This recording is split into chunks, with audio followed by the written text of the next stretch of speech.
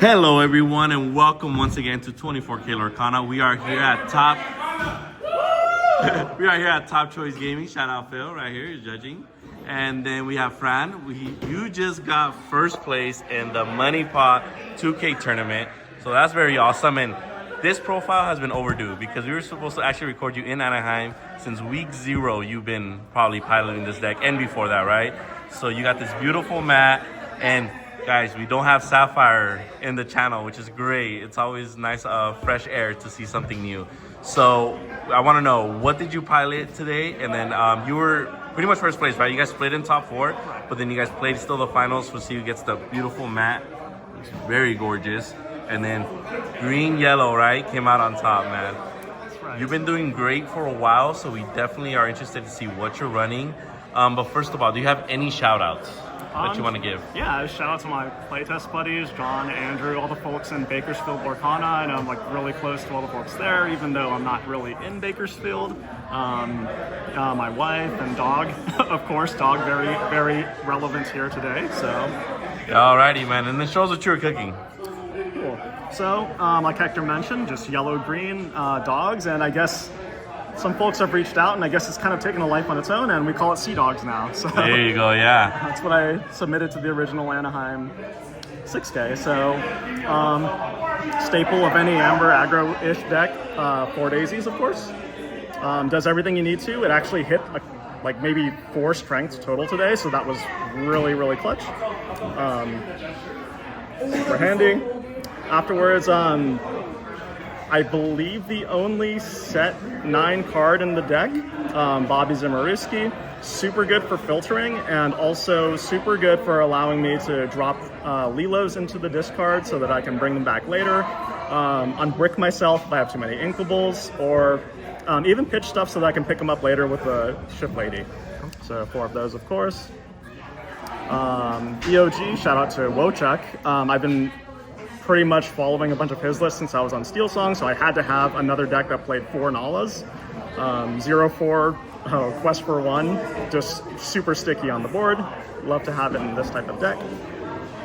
And why play 4 Nalas when you can play 6 of them, I guess? That's fair, yeah. I'm only the merrier. Just 2 Little Johns as a part of my other 0-4s. So just anything I can do to keep as many bodies in the board as possible. Now we get into the good stuff, the thematic stuff. Here's our Lady Elegant Spaniel. So gets +1 lore whenever there's a tramp on the board, and there's a lot of tramps in this deck, so not very hard to do. A lot of people ask why not Curse Merfolk instead, and I think that the 1 strength actually is super relevant. So it allows us to kind of have our opponents think a little bit before challenging into us, and actually even allows us to challenge into decks that do run Curse Merfolk, so kind of like having this as well. And then also our Lady Decisive Dog. Jeez, look at those beauties. That's right. What I tell folks is that if they're not running the 4 Enchanteds, they're not on my list. So, nice. So whenever you deserve to play your set of Enchanted. Right. Every time you play a character, gets +1 strength. If it has 3 or more strength, quest for 2 additional. Super relevant all day long. You know, everything here, how many 1-drops do we have now? 4, 8, 12, 14, 16, 20 so far. It's really easy to just drop 3 1-drops to be able to quest for 3. And of course, you don't forget about your Lilos in your discard too, so that's another way to give an additional 1. Right. Here's our 4 tramps. That's right.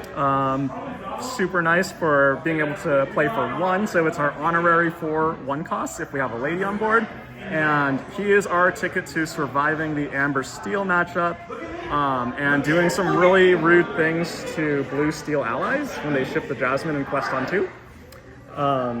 So I guess an example of a play I did today was I played Lady on 1 to respond to a Jasmine 1, and then they played Ship Jasmine, quested to find an ally on their turn, and back on my turn I played a Tramp, boosted Lady, another Tramp, boosted Lady again, and we took out the Jasmine ship for free. So there's a lot of really wild lines you can do in this deck, and these 2 kind of enable everything. Now on to our actual 2-drops. We have 4 Go-Go's, just because there's so many cases where they just steal games. So good, yeah.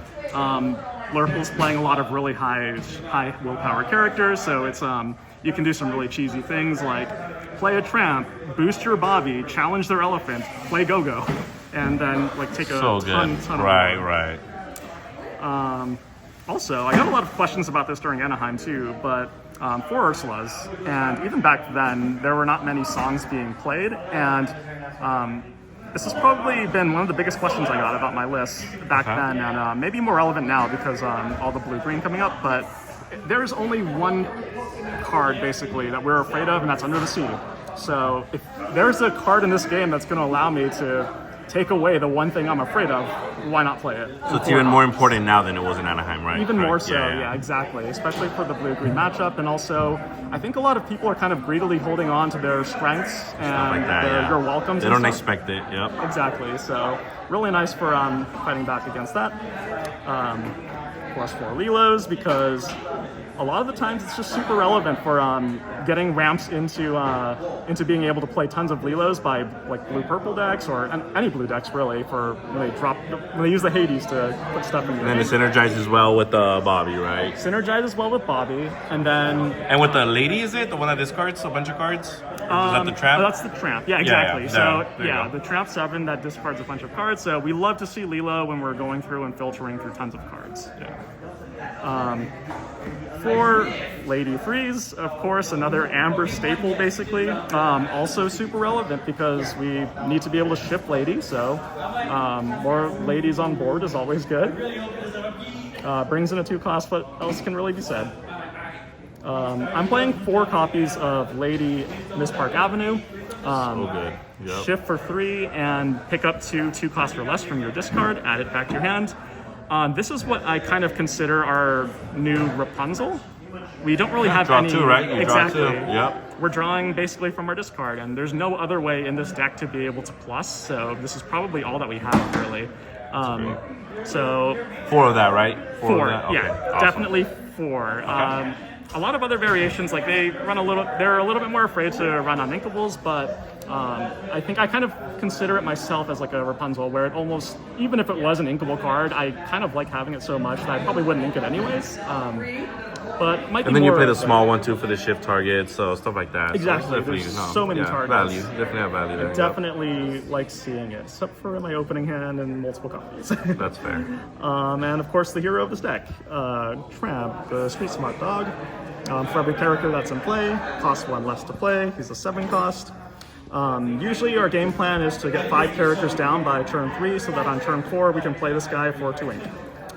What that usually means is that we never really have to go above more than 2 ink. Sometimes 3, and usually any other games, like I'm pretty much just getting ramped into by blue decks. So this card's so broken, so good. I saw you play 2 for free today. Yeah, there was in the finals. There was the second game, and I was able to play 2 of these at 0 cost. You didn't even use the second effect on the second one. You're like, yeah, I'm good. Exactly. Yep. So it just allows us to play like some really wild turns where we're dropping in like 21 ink worth of characters for basically a 2 ink board. And now onto some of the tech / actions. For improvise, I've been seeing a lot more of cases where folks are running the illusion, so it's just kind of nice to be able to dragonfire something for 1 and then draw a card. Especially against purple steel. Maybe not so many Iagas against purple anymore, but good card. Cycles even. Right? Exactly. So it gets me closer to the things I need. And when it's not really needed, just ink it. And then I think probably one of the bigger adds ever since the 6K is the Under the Sea. People don't realize that this deck can fight back. And the Scrumps. There it is. So this is basically our version of a Sapphire Coil in Dogs. And originally I was trying things out with Lost in the Woods, but that forced me to basically ink to 4 to be able to reduce my opponent's board, and then sing Under the Sea with a Tramp and a 1 cost. But when I discovered the Scrump off of some guy on the Lorcana fans Facebook group who tipped me off to it, I realized that, well, we have so many characters on our board, we're going to have 6 by turn 4, and if we want to sing Under the Sea on turn 5, that gives us 4 characters to be able to use with Scrump, so that we can shrink up to 4 times, and there's so few boards at that point in the game that are able to survive that kind of wipe. So good, man. I know you originally, and I have everyone's like, what's that? They were not playing that card, and like, and then they started adding it, so it's awesome. Yeah, they definitely put it on the map even more, right, than it already was. It's been really fun to see this show up in everyone's list, and the folks who are trying it. I think people are kind of moving more towards Chromicons now for this type of build, but I think for myself, honestly speaking, it's just muscle memory. I just know how to pilot. Something's about the reps, exactly. That's very key. Look at that, 3 of the tech slots, and there's everything of 4 of.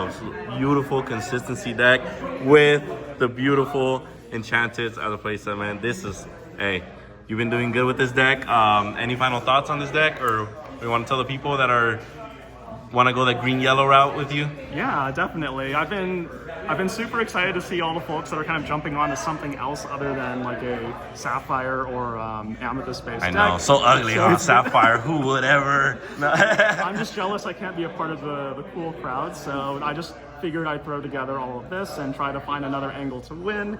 And I've been super excited to see all of the folks that are having success that they have with the Scrump and Under the Sea package. Looking forward to seeing how we can continue growing Sea Dogs, I guess. This is just beautiful, man. And what I've learned is that all the Lady and the Tramp cards are literally broken. They're so good. All of them, literally, you read their effects, they're literally so good. But again, thank you so much. And again, congrats on, again, topping once again with this deck and put it on the map even more than it already is. And hopefully we can even get it more on the map, right? Sounds great. And thank you so much. Thank you.